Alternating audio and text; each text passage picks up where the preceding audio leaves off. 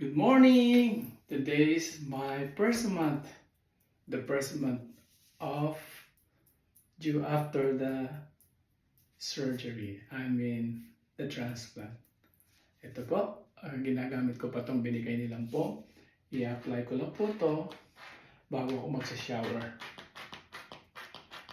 That's how you apply po. For those who are interested to watch my blog or watch my video on YouTube, that's how I apply po. Today is my first month. I need to apply kung saan nilagay yung hair ko.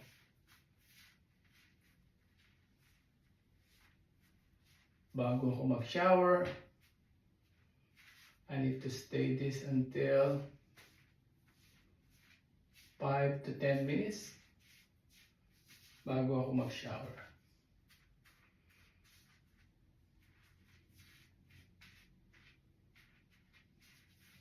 Yan po. Ito yung donor side ko. Ito yung donor, kaya medyo kalbo pa tong side na to. Dahil dito po kinuha yung buhok ko sa donor side. Hindi pa talaga tumubo yung donor ko dahil nga kinuha lahat ang buhok ko dito sa side. Kaya after 3 months daw po, sabi ni Doc, all my donors will grow back.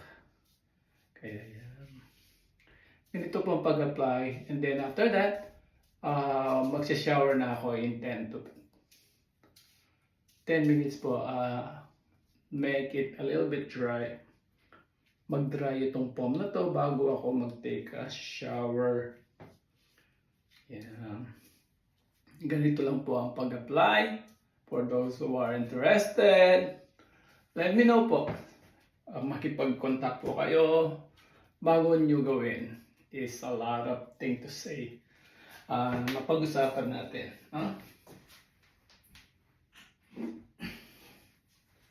Ito po binigay nila after the transplant. Binawon ko po itong dalawang to 1 month na ginagamit, pero I still have leftover. I need to finish all the leftover. Yan.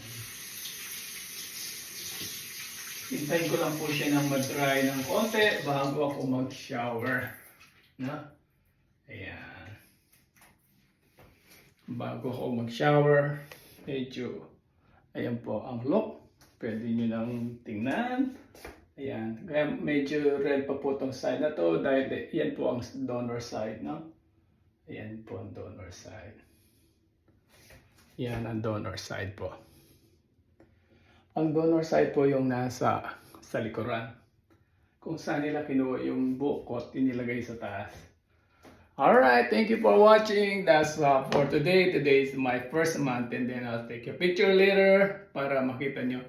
Then I upload everything together at the same time. Kaya, sige lang pa. Maraming salamat for those who are watching and for those who are interested. Let me know po or you can PM me before you proceed.